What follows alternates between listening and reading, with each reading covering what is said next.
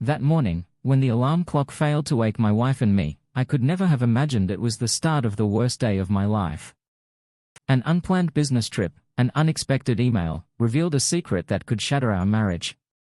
Welcome to the Love and Betrayed Love channel. If you enjoy this story, don't forget to subscribe and give it a thumbs up. The day began on a hectic note when the alarm clock failed to wake my wife and me. It appears that there was a power outage during the night and we had to rush to get to work on time. She had to rush. I didn't have to get to work until 9:00 a.m. and it was only a 15-minute drive for me.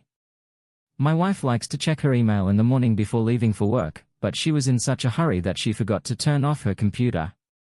So as I was about to turn it off, I noticed an email she had received a few days ago. The subject line read, "Aloha to a great time." Needless to say, I opened it and was immediately crushed to learn that my wife was planning to fly off to Awry with another guy while I was on a 2E business trip. This was a kick in the gut and a blow to my chances of getting promoted. Now let me give you some background. My wife, Elena, and I met through mutual friends over 12 years ago, who thought we'd be a good fit. We discovered that we shared an interest in fitness and a healthy lifestyle. She was a yoga instructor and personal trainer, while I worked in marketing for a mid-sized company with plans to grow. I enjoy spending time outside, so you can find me hiking, mountain biking, running, or participating in other outdoor activities whenever possible. We had many other interests and looked good together. Elena stands 5'6" in tall with long flowing brown hair, brown eyes and, of course, a killer physique. I'm 6'3" in tall with blonde hair, blue eyes and an athletic build. Was it at first sight? No, but we became good friends later. The romance started slowly.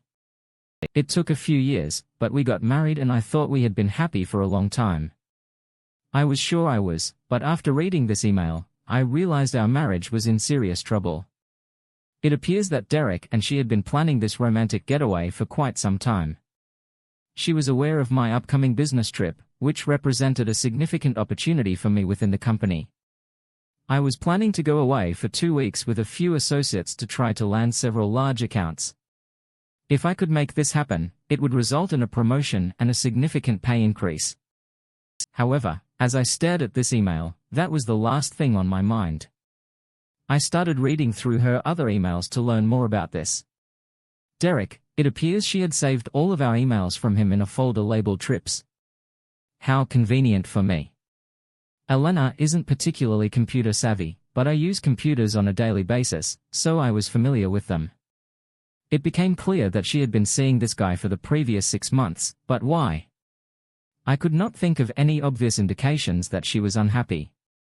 Our sex life was wonderful and we enjoyed each other's company. What drove her into the arms of another man? My head was spinning and I had to get to work, but before I left, I copied all of the saved emails to a thumb drive so that I could read them later and learn more about Derek, possibly even why she was doing it. Finally, I turned off her computer and dashed off to work. My thoughts were consumed with her in this terrifying situation. As I recovered from the shock of this discovery, my anger grew and I desired vengeance on an epic scale. Now I'm not a violent man and I do not believe in vengeance, but this was different. Her infidelity was something I couldn't forgive. I began to wonder where and when this all began, but soon realized I didn't need to know. I wanted to learn more about Derek and what I could do to ruin his life. I didn't want him killed or seriously injured. Even though those thoughts crossed my mind, now I wanted them both to be publicly humiliated. What and how, however, remained to be determined. I had 6 weeks to figure things out, so when I got to work, I closed the door to my office and brainstormed. What I needed was more information not only about Derek but also about their trip. Then an idea emerged for how I could ruin their trip before they even left the ground, exposing their affair in such a way that she would be unable to deny it was a risky plan, but it would eventually cost her. As the day went on, I did some actual work, while also thinking about my plan when it was time to go home. I spent over an hour in my office planning out what I needed and how to get it. I also compiled a list of the risks associated with my plans. If this backfires or is discovered, I could face jail time, but I felt the risk was worthwhile.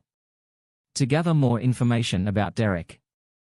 I needed access to Kathy's email and computer, so I went online to see if I could download software to get her computer and email passwords, but then I stopped.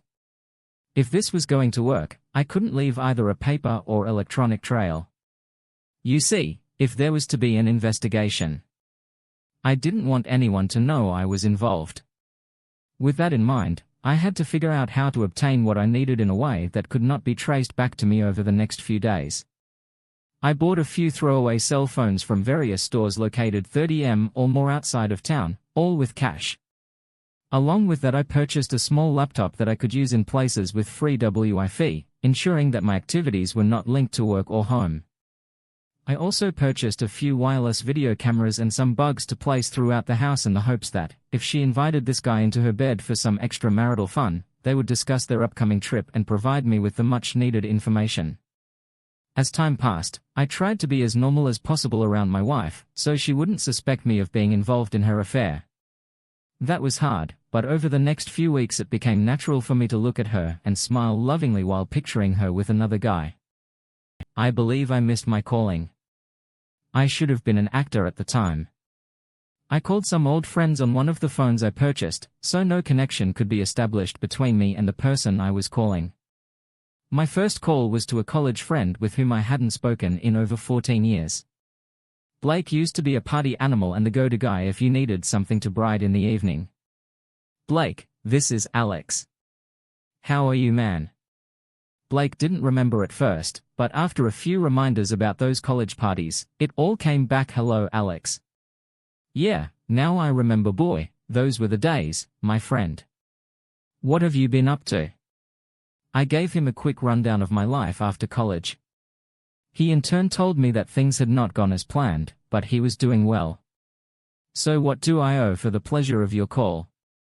He asked. It wasn't just to reflect on the good old days. I responded that I needed some assistance and was hoping you could provide it. I was thinking we could meet for lunch and discuss it.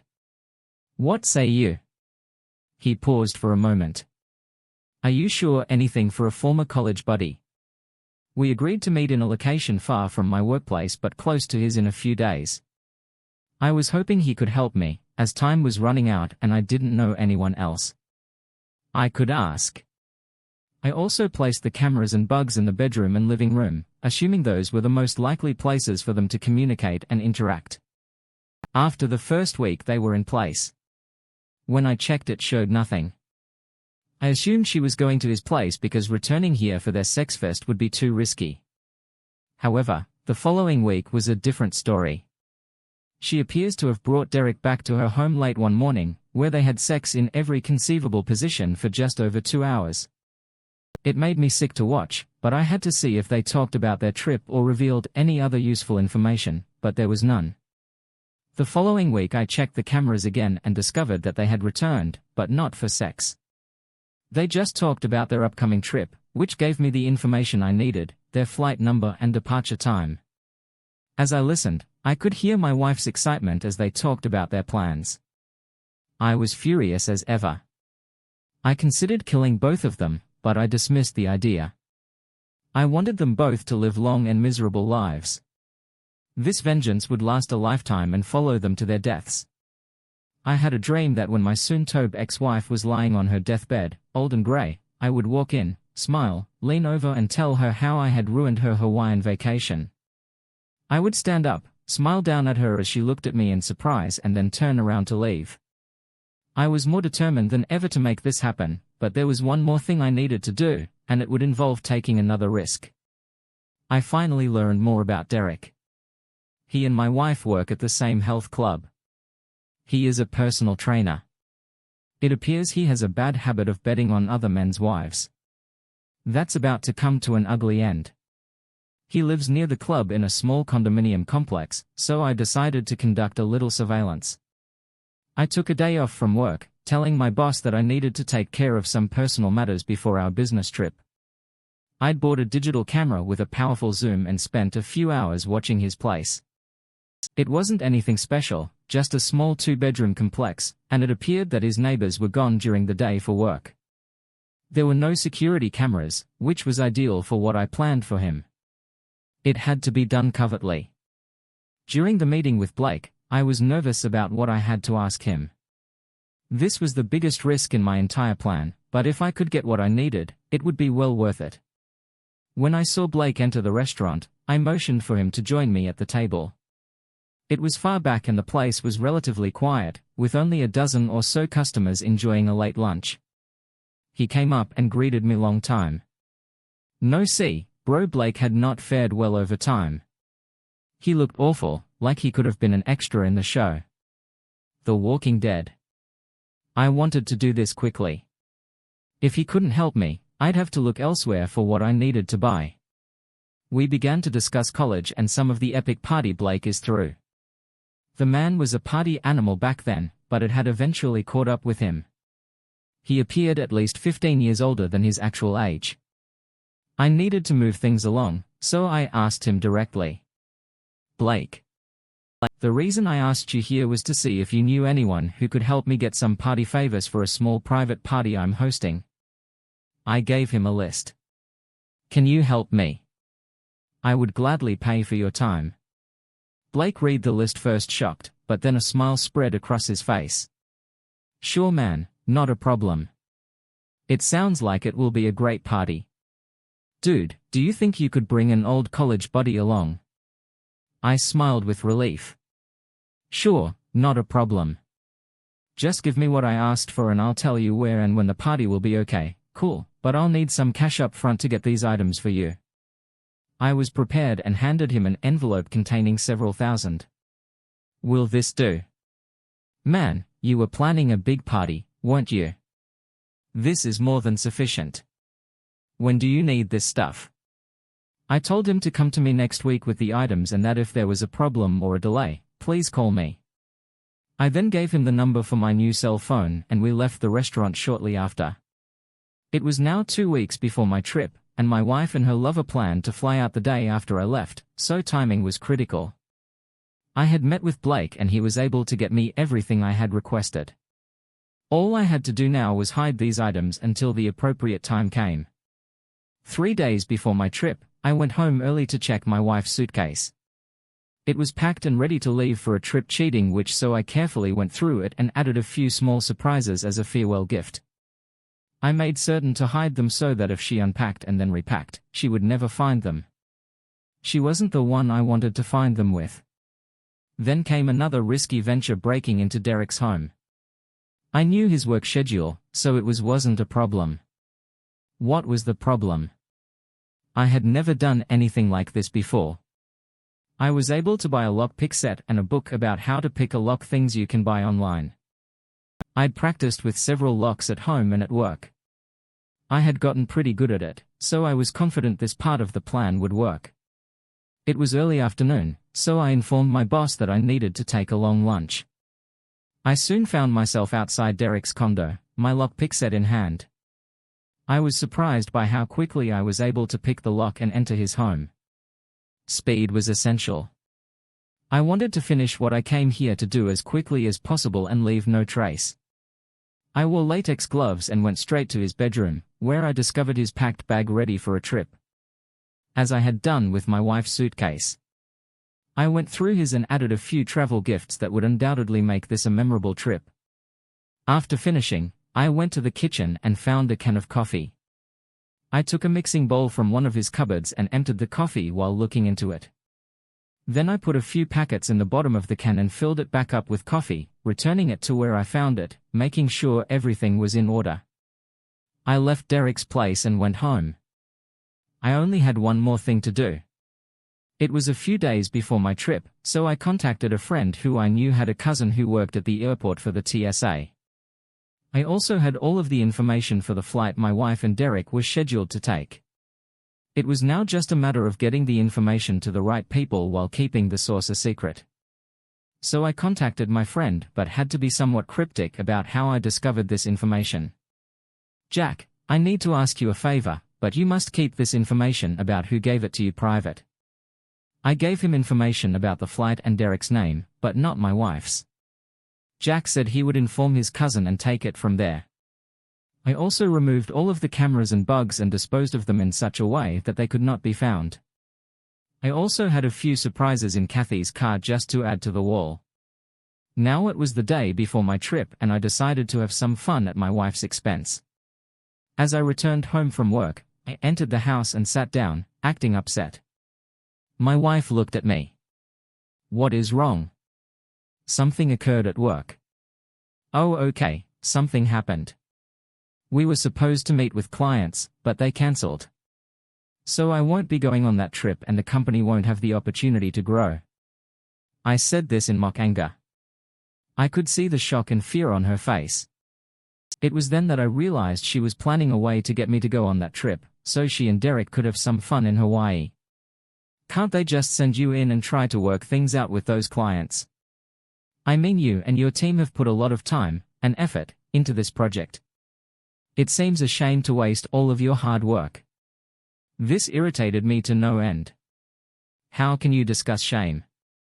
You have no shame in being human. Derek is going to pay. I looked at her and laughed. I'm just pulling your leg, honey, the trip is still on. Do not worry.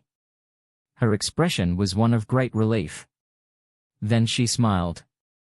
You had me going there for a second. So are you all packed?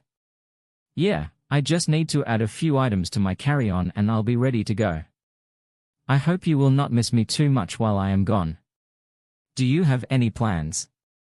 Perhaps a girls' night out? No, nothing.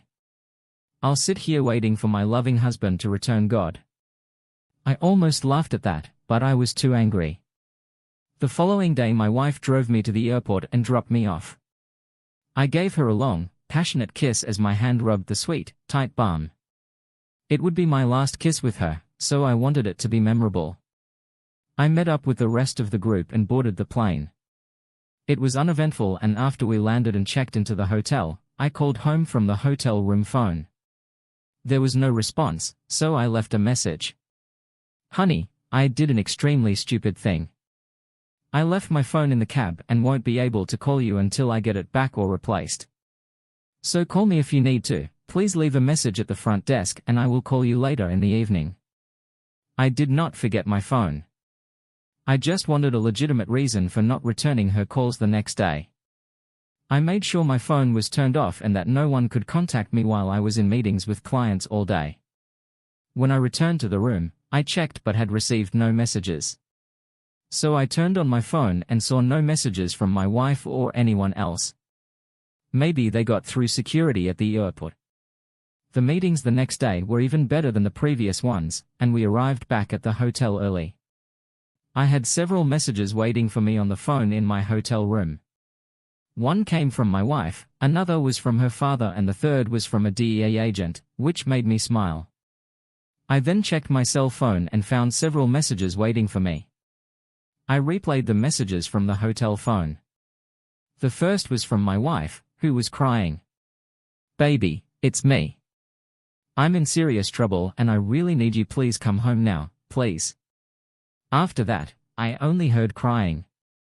The next message came from soon-to-be ex-father-in-law. Alex, your wife has been trying to contact you. She was arrested and needs you to come home right away. Please call me as soon as you can. The last message came from a DEA agent. Sir, this is Agent DeFranco, and I'd like to speak with you about your wife's arrest on drug charges. He went on to explain how to reach him in other details. I was extremely happy. I couldn't stop smiling, so I had to keep a serious face for my co-workers. So far everything had gone perfectly, but I still needed to act surprised and shocked so that no one would suspect I was involved. So I contacted Ed, my boss, the next morning and told him I was having a serious problem at home, but I didn't go into detail. He said that since the meetings were going so well, I could leave to deal with this emergency. However, he wanted me back as soon as possible to ensure that we completed the transactions with these clients. I caught the first plane back home, and as soon as I landed, I pulled out my last cell phone and called my father-in-law. What the hell is going on? I received your message, but I do not believe it. Kathy was arrested on a drug charge. She does not do drugs. Where did this occur? At a health club. I knew precisely where it took place. No, she was traveling to Hawaii with a friend. When she was stopped by security who discovered some illegal drugs on her and her friend. Her father spoke in a low tone as if embarrassed. Wait a minute, please wait. She told me she would be home, but she had no plans. Who is this friend? Who was she going to lie with? I bet one of her girlfriends talked her into going and got her into all of this trouble. Her father paused for a moment. I know it was with somebody else. The important thing to remember here, Alex, is that she is in trouble and requires our assistance. I cut him off. What are you telling me, father? Who is she traveling with? I yelled into the telephone. I was having way too much fun with this. There was silence. Then he cleared his throat. She was traveling with man Derek, someone. He has also been arrested, but again I cut him off. So you're telling me, my wife, that your daughter flew off to AY with another man while I was out busting my bum to make a living and she was arrested for drug possession? Is this what you are telling me? Yes, I'm afraid this is what I'm telling you. I took a prolonged pause.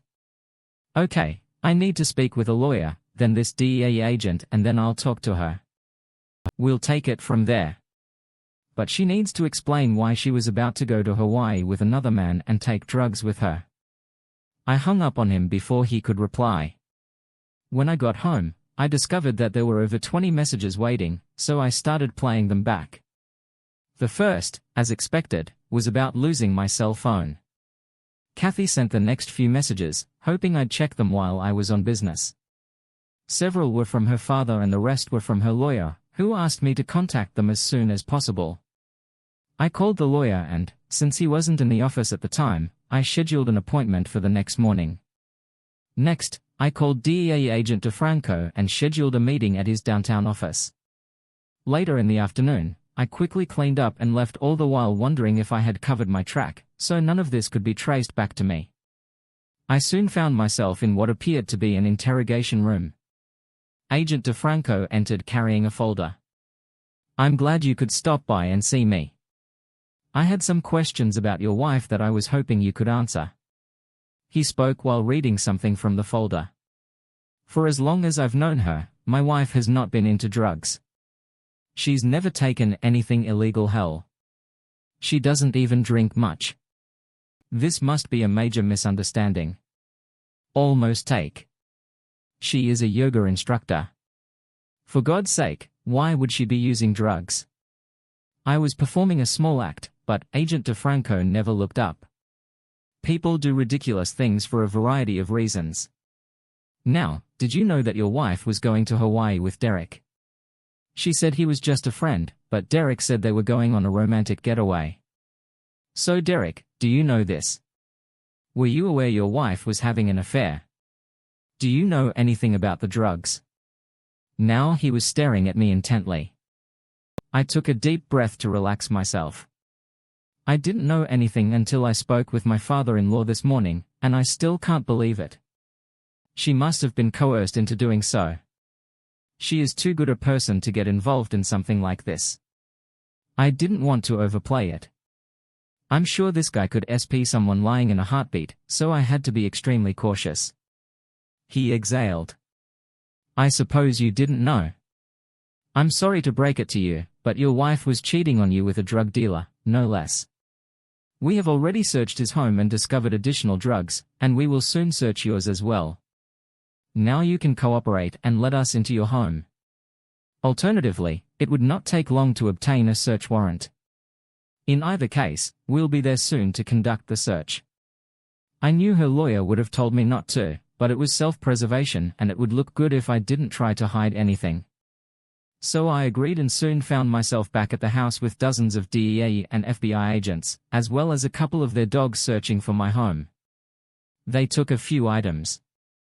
She kept some pill containers in her medicine cabinet. The next day I told Kathy's lawyer about my meeting with the Frisco and the search.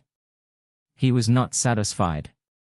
If you have any further contact with any law enforcement official, I would like to be present before you answer any questions. Do you understand? I nodded. I was pissed. Now let me explain something to you. I want to know everything that led to my wife's arrest so far. I only know that she was about to board a flight to Hawaii with this guy. Derek, if you or she needs my assistance, please explain how this came to be. Did I make myself clear? You know I can't talk about your wife's case with you at that point. Next, I walked out.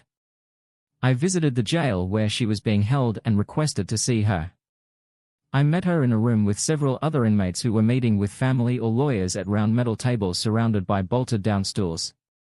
I saw her being led in an orange prison jumpsuit with no makeup and her hair pulled back into a tight but messy ponytail. She appeared to have not slept in several days. "Oh, baby, I am so glad you are here," she cried. I was about to hug her when a guard came over and told us we couldn't make physical contact. This caused her to cry even more. "It's okay, baby, we'll get this mess sorted out. All I need now is to hear your side of the story. How did you find yourself about to fly to Hawaii with this guy?" I said it without any emotion. She started crying even more. "Alex, I'm deeply sorry. I'm so sorry. Is it true? You had an affair with Derek, this drug dealer. How could you? Were you pleased with me? Don't you love me? I don't understand this. I mean both you and him. Then there are drugs. What were your thoughts?" I waited, but I knew she had no response. Please believe me when I say that I have always loved you. This was a one-time thing. It meant nothing to me. Could you please find it within your heart to forgive me?" She pleaded with me out. I looked at her for a long time before saying, "I may have had it in my heart to forgive you, but you shattered it into a million pieces. As a result, I am unable to forgive you when I leave. I'll be speaking with a divorce lawyer and the locks on the house will have been changed.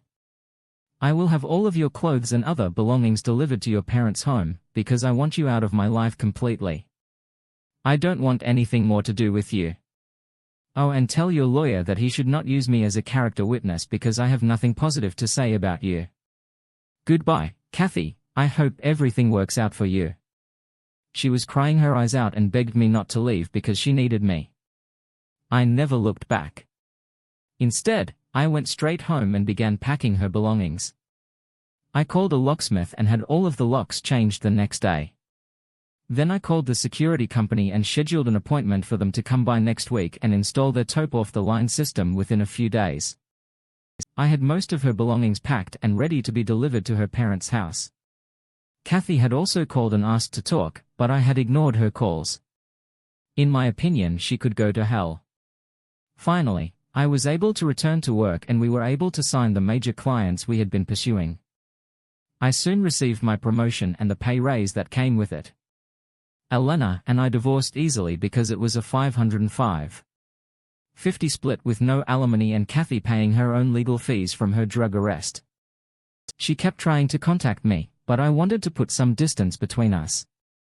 She never went to trial because the evidence was overwhelming and her lawyer said she couldn't win. It was in her best interest to accept a plea deal and receive a shorter sentence.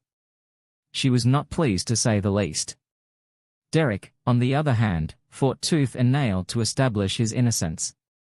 Elena was only sentenced to 5 years, while the stupid bastard received 15. Kathy's sentencing day had arrived and she had requested one final visit with me before beginning her sentence. I agreed and we met at her lawyer's office an hour before her appearance in court. She looked at me and I could tell she had been crying. "Alex, I just wanted you to know that Derek did not mean anything to me. It was you that I loved and will always love. I'm so sorry I hurt you in this way. It was never intended to be this way. I hope you can forgive me someday." She was on the verge of crying again.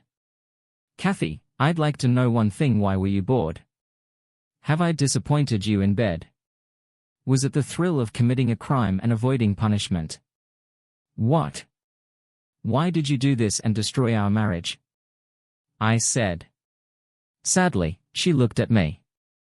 "I'm not really sure why. I suppose it was the excitement of doing something wrong, but I have always loved you. Obviously didn't love me enough, or you wouldn't have done this in the first place. Elena, I hope that this is the last time I have to deal with you, but I don't want to see or hear from you again. I also want you to spend your time in prison reflecting on how much you've lost because you craved some excitement in your life. I'm guessing you'll have some fun behind bars once those ladies see your tight little bum." She began crying again, this time out of fear. Over the next few years, the company grew and I worked my way up to VP level. We expanded the business and now have an office in New York. I was chosen to lead it. This entailed selling my house, relocating to Manhattan, and securing an apartment quickly. Kathy sent me a few letters, which I returned and opened. That was a part of my life. I wanted to leave behind and move on. My life in New York has been good for the past 7 years. I was still single and dated a different woman every few months. I didn't want to get married and risk being betrayed again. Once was enough. I was sitting in my office with a call from the lobby and my administrative assistant, Amy, entered. "There's a woman downstairs who wants to speak to you." She introduces herself as Kathy. I pause for a moment waiting for her to arrive, but there are 2 security guards standing by also. "I'd like you to do something for me." I wrote something down and gave it to Amy. Elena arrived in my office just a few minutes later. She appeared at least 10 years older and had gained some weight, albeit not in a good way. Her once beautiful long brown hair had turned gray and frizzy. I could see bags under her eyes which were sad looking. "Your clothing was stylish, but conservative and dated." I looked at her and felt nothing. Not love, not hatred, not even pity. I was just emotionless. "So Elena, what do you want?" I asked Alexa. "I was hoping to talk with you." I felt compelled to correct the record regarding what happened to me. You see, I had no idea about the drugs and I'm still not sure how they got into my bags. Derek must have sneaked them in while I wasn't looking. I am not a drug user and never have been. "Please believe me," she pleaded. "Kathy, you ruined our marriage with a fling and made the entire thing a lie. Why should I believe you today? Why is it so important that you felt the need to find me and tell me another lie? You do not understand. I love you. I still love you. I want you back. I wish we could be together again," she proceeded. Just then the phone at my desk rang, so I put it on speaker. "Yes, Amy, what is it?" "Stacy called to confirm that you should get 4 tickets to the opening, because her parents will be in town and would like to meet you. Let her know that I'll be purchasing 4 tickets, and learn where her parents are staying. I want to send her mother a dozen roses." I hung up the phone and returned my attention to Kathy. "You said Kathy was on the verge of tears. Who is Stacy?" "Just a woman I've been dating for a while." "You are not here to discuss my romantic life. You told me you still loved me." "I'm flattered, but please know that I no longer love you. The day your father informed me that you had been arrested and were about to fly away. Do away with Derek as soon as your infidelity is discovered. I was finished with you. Now please leave and I don't want to see you again. Do you understand what I'm saying?" I looked at her intently, but I had nothing to do with those drugs they found I was set up. Derek must have. I slammed my hand on my desk. "Kathy, enough with your eyes. You were messing around with me. You lied to me then and you lying to me right now.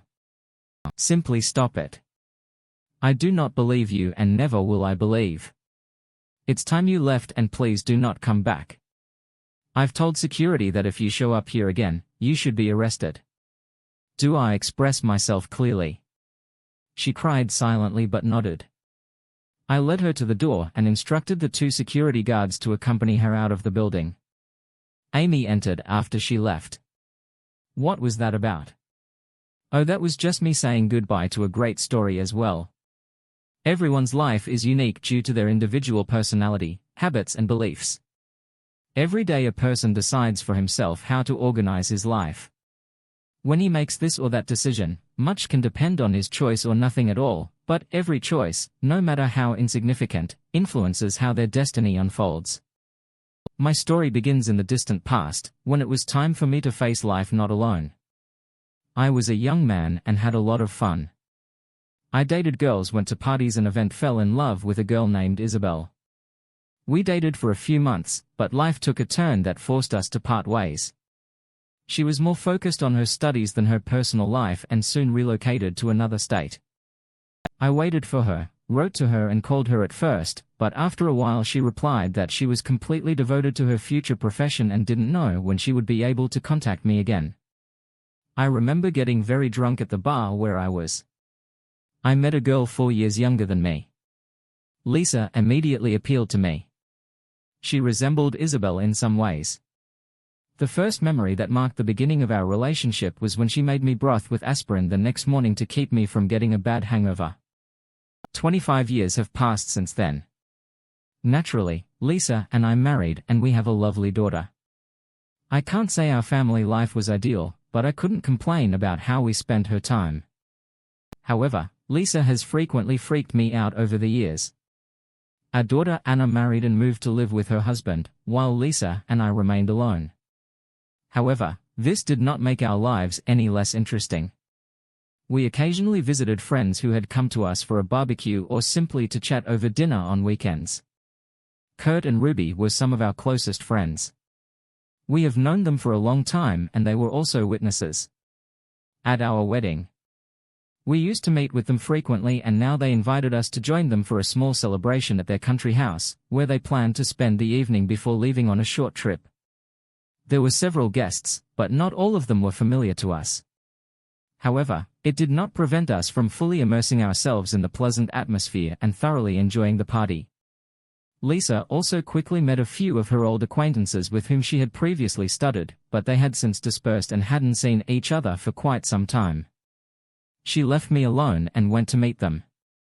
Kurt approached me and kept me company after noticing that I was standing with a glass in my hand watching what was going on for a few minutes. "Today was a pretty good evening, don't you think?" he asked me. Ruby made an effort. She organized everything herself. "Yeah, not bad, when I noticed some unfamiliar faces here." "Who are they?" "I have not seen them before." "Oh, Ruby, friends, from years ago." She chose to invite them herself.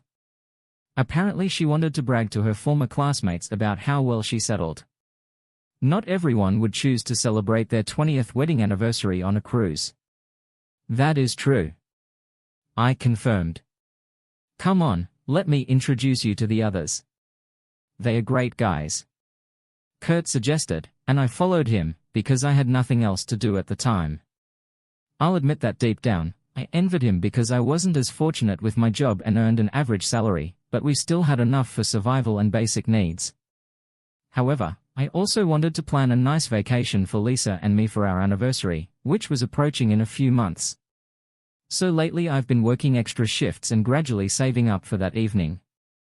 I enjoyed some drinks and snacks. Kurt did not let me be bored. However, after a few hours of having fun, I realized I hadn't seen my wife in a while. I wasn't specifically keeping an eye on her, but I wanted to sit down with her and talk about some things. However, it appeared that Lisa had vanished into thin air. First, possibly to use the ladies' room, I decided to wait, but after some time I died. I realized she wasn't present, so I began wandering around the rooms in the yard outside, hoping to see her chatting with some women about various topics. However, my search yielded no results. I even felt a twinge of jealousy, recalling how, in her youth, she used to flirt with other guys, which used to irritate me greatly. But she assured me it was just her nature and she had never cheated on me over the years. I thought that was all in the past, and at her age I doubt she would dare. What a crazy idea. Kurt noticed that I appeared puzzled and upset, despite my efforts to hide it. He approached me as I returned to the room with the buff table. "Hey, buddy, what's up with you?" he inquired, smiling. "No," I responded. "Nothing special. I just wanted to see. My wife cannot find her, probably chatting with your girlfriend somewhere." Very likely mine enjoys chatting for hours. I'm not even sure what you can talk about for so long. We're going to light a bonfire and sit around with marshmallows, just like when we were younger. Are you in? Kurt offered. I hesitated for a moment. It wasn't a bad idea, but I wasn't in the mood, so I declined. Politely, Kurt wished me luck and left on his own. I just wanted to sit and rest for a while. My health wasn't what it once was. The years had taken their toll, but when I got to the cozy chair, I realized that the amount of alcohol I'd already consumed had left me feeling pretty hungover, so I went to the restroom to wash my face. After splashing my face with cold water from the tap, I noticed my reflection in the mirror. Staring back at me was a man of considerable age who had gained some weight and was wrinkled, but I've always wanted to feel young. I never paid such close attention to myself before I washed up, dressed and was ready, but this time I felt fixated on my reflection, as if I wanted to convey something to myself, and I became lost in thought. I looked in the mirror and noticed that someone was standing behind me, not beside me. In the far corner, the silhouette of a woman stared at me intently. I turned sharply, but there was no one else in the room. Why would a woman be in the men's restroom? I turned back to face the mirror. There was only one person present at the time. I was never superstitious and didn't believe in the supernatural, thinking it was all a trick of the alcohol. I washed my face again and went to the exit. I intended to return to the comfortable chair and sit for a while, but as I exited the restroom and entered the corridor, I noticed that the lighting had dimmed slightly. I continued thinking it was probably to save energy. However, something strange piqued my interest again. At the end of the hallway, I saw the same silhouette of a woman, but she was now standing silently, pointing to one of the doors and extending her hand forward. I'm not sure why, but I walked in the direction she pointed, and when I got to the door, the stranger vanished, as if into thin air. However, I was already there and decided to see what she wanted to show me. I slowly opened the door and was shocked when I peered inside. My body became completely immobilized. I saw two people making love on a large bed. The woman was on top. She has her back to me. I'm not sure if she heard me or just sensed it, but she slowly turned, and seeing her face made me even more horrified and disappointed. Lisa saw me. She didn't stop, but instead rocked back and forth on some guy while giving me a sinister smile. I felt a sharp pain in my heart, so intense that everything blurred in my vision for a moment, but it passed in an instant and I was sitting in the chair I had chosen for my rest. I briefly succumbed to the realization that it was all a silly dream. I decided to call it quits on alcohol for the night. However, something inside me remained uneasy, urging me to go check out the room I had seen in my dream. It didn't take long before I was standing at the door. I definitely heard someone inside, but I was a little scared. For about a minute I stood by the door hearing moans and laughter, a woman's laughter coming from within. I knew if I didn't go in and check, I'd have regrets for the rest of my life. So I pushed open the door. There was no large bed there, just a small room with a small couch and a few nightstands, and I didn't see anyone. But then who is laughing? I thought for a moment. All voices stopped and I started listening soon. I heard a rustle in the far corner. I took a step into the room. There was a wide armchair in the corner and I saw Lisa with a shirtless man with black wavy hair cascading down his shoulders, behaving quite freely with him.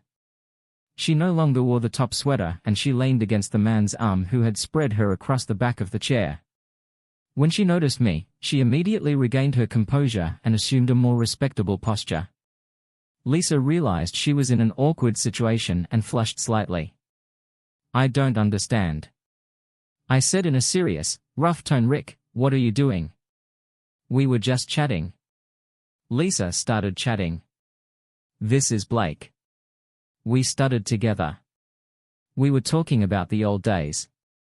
I look from head to toe at this guy who is still sitting in the same relaxed pose, looking at me as if I've interrupted something important.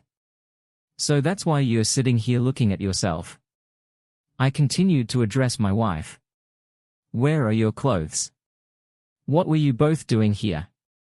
Blaken stood up, adjusted his black leather pants by tugging on the belt and took a step towards me. He was a head taller than I had thought.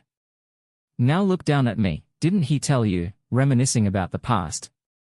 What are you already feeling, feeble old man? He made a slight lean toward me. I began to understand what he meant when he said they were not just chatting. Everything suggested that they had already been intimate or were about to be. Without much thought, I shoved him and he landed sharply on the chair. Lisa became terrified and hurriedly got up. "Rick, have you gone crazy? What has gotten into you?" she shouted. I didn't have time to respond, because Blakon was up and ready to attack me again.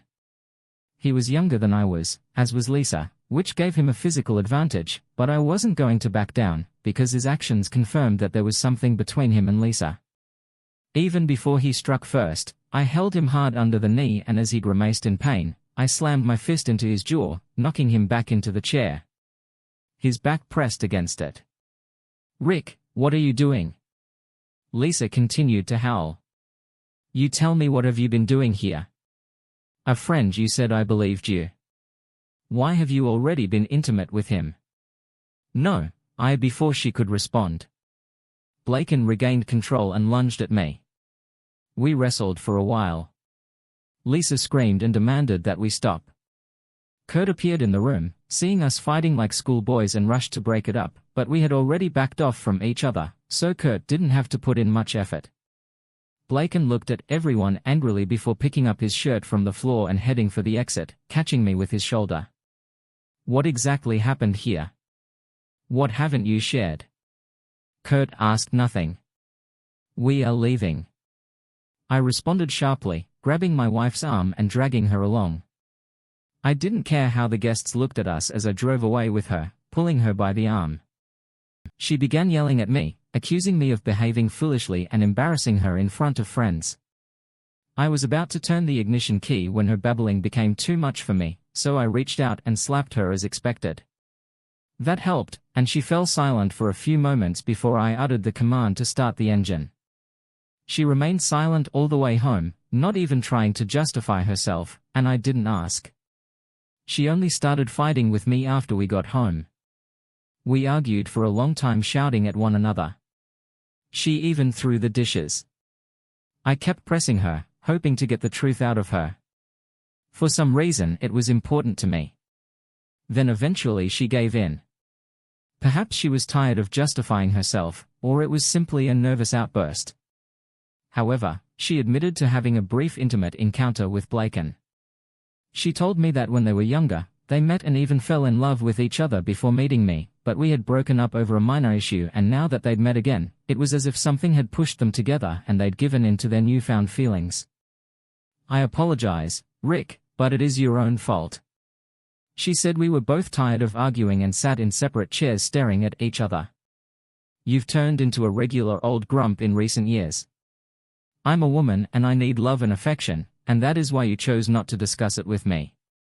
You simply jump into bed with someone else." I got up and went to the door. "Where are you going?" "It's night time." Lisa asked, "What the hell do you care?" I responded rudely and walked out of the house. I needed to be alone. Lisa's behavior had deeply hurt me. She and I were not perfect, but I never imagined this would happen. My thoughts were so clouded at the time that I didn't know where I was headed just the way. Sitting behind the wheel, I started the engine and pressed the gas pedal hard. The car screeched and sped down. The dark road lamps and trees flickered past me, providing a faint illumination, but all I could see was Lisa embracing and kissing the jerk in the dimly lit room. I felt disgusted and sick, and I wanted to vomit. A moment later I realized that this feeling was not solely the result of dark thoughts stopping by the roadside. I stumbled out of the car and, dropping to my knees, emptied everything remaining in my stomach onto the asphalt. Feeling relieved, I got back in the car. Damn that, I cursed and drove on. After wandering the city for a while, I stopped at a still-open bar. I wanted to drink again, hoping that the alcohol would help me forget about what had happened in my life. However, after a few rounds, I realized it was making matters worse. The music and dim lighting did relax me a little, and I started to feel drowsy. At one point I considered getting behind the wheel, speeding up and letting fate decide, given that I had lost the person to whom I had given so many years of love and tenderness. I remembered my daughter, who was still in my life and always supported me when she was around.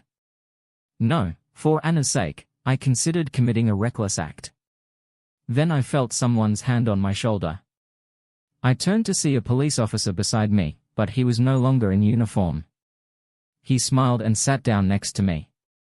My friend who worked in the police force ended up in the same bar with me. "What exactly are you doing here at this late hour?" Chuck asked. I sighed heavily, unsure whether to tell him the truth about my sorrow or to lie and say I had decided to go for a walk in the middle of the night.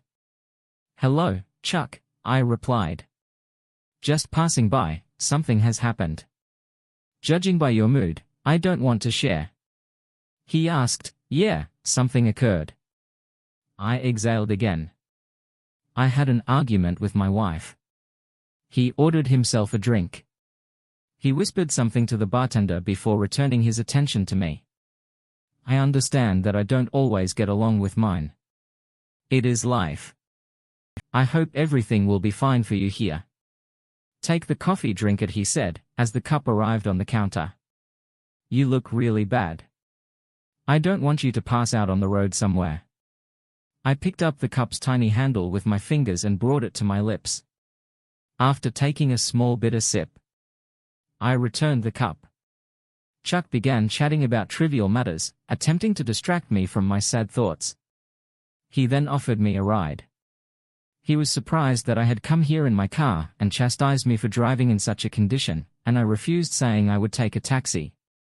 Furthermore, I was not particularly interested in hearing his sermons and advice on family relationships which he began giving me during our conversation. I was about to say goodbye, but Chuck persisted, perhaps because he was accustomed to controlling and maintaining order over time, or perhaps he was genuinely concerned about me and said he wouldn't stop until he saw me get into a taxi. As we headed for the exit, while he was murmuring something to me, I noticed a woman walking deeper into the area. I felt like I knew her and decided to follow her to dispel my doubts. I grabbed the woman's elbow. As she was about to enter the women's restroom, she turned around to ask what I wanted. "Sorry, it looks like I made a mistake." I apologized and released her arm.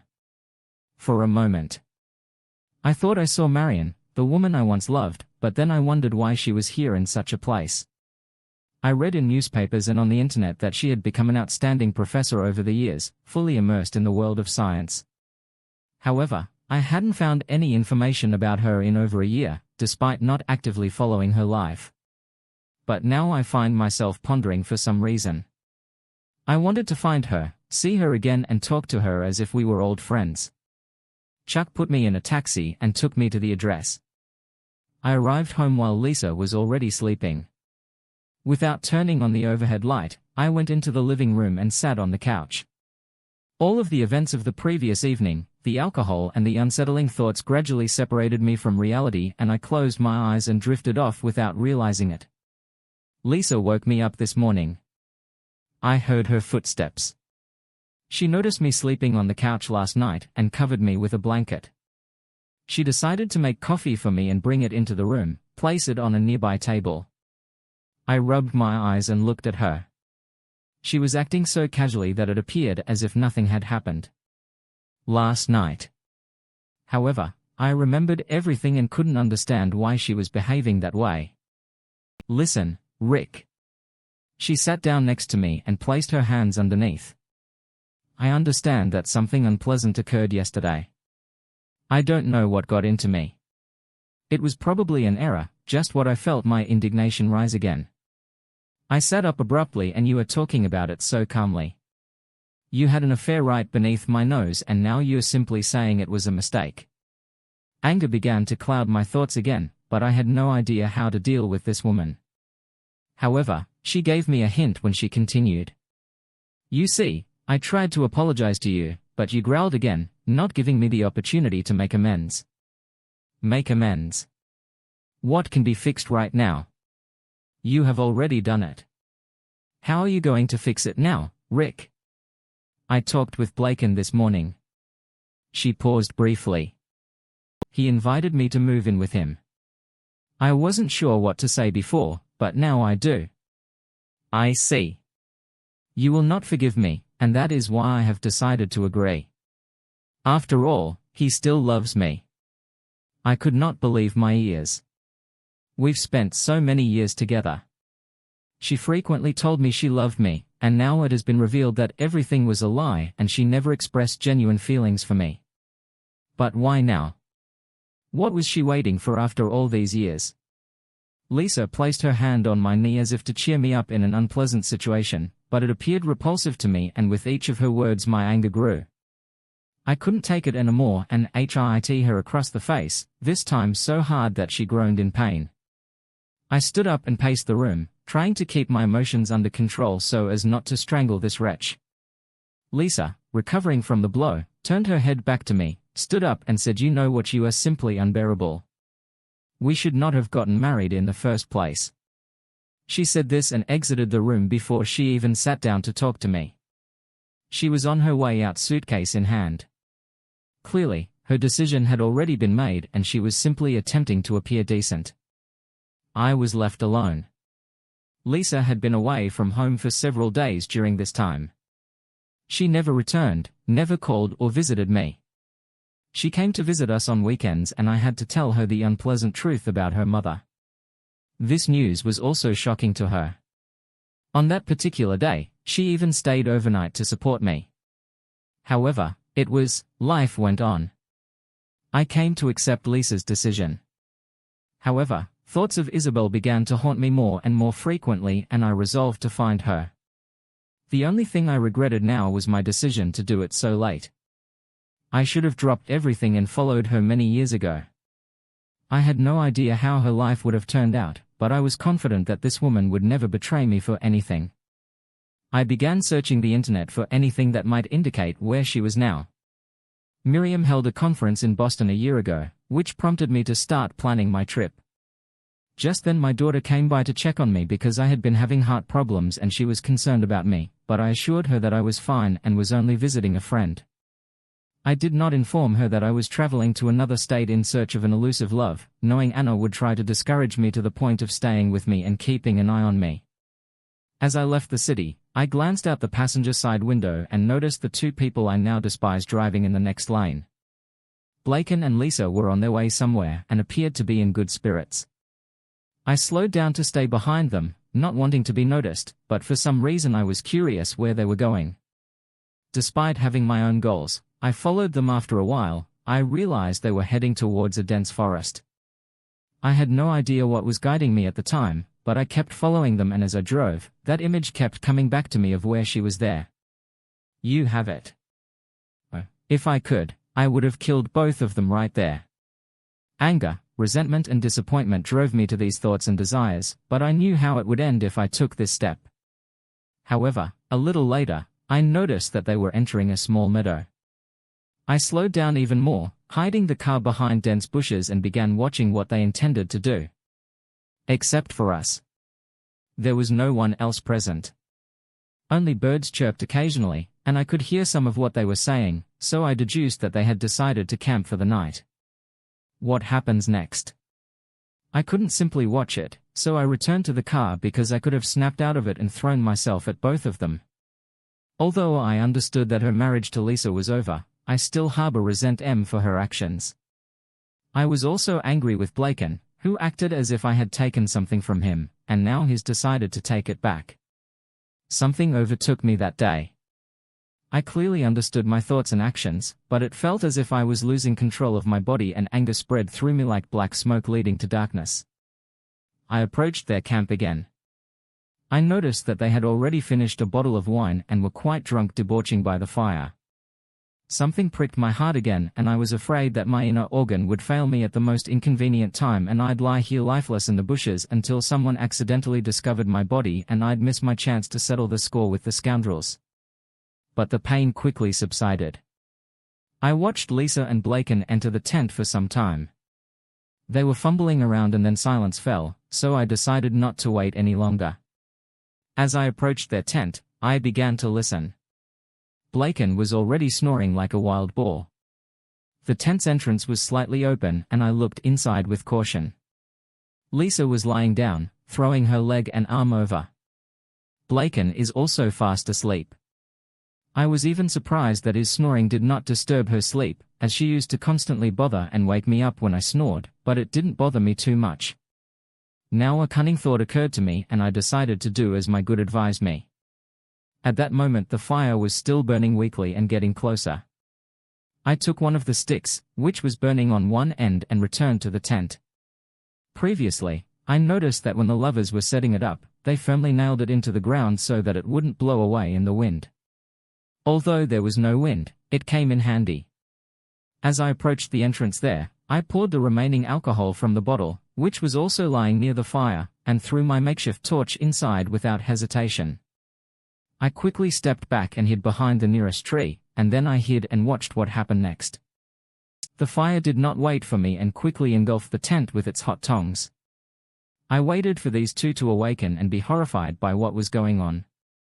Yes, I intended to scare them so thoroughly that they would remember it for the rest of their lives. I hoped it would help me feel better. However, time passed with no sign of movement from their tent, and then I realized they were probably so drunk that they couldn't feel the heat around them. Perhaps they inhaled smoke and were unable to wake up as a result.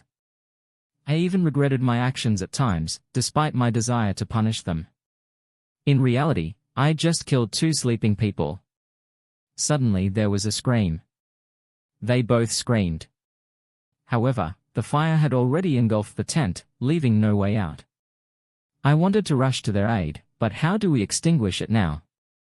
Yes, there was a small fire extinguisher in the car, but it was several dozen meters away, and no matter how fast I drove I wouldn't have made it, and all I could do was watch as they screamed and pushed the tent walls, and when the fire had already ripped holes in the tent, I saw the burning people throwing themselves to the ground attempting to extinguish their blazing bodies, but I realized I had acted cruelly towards them.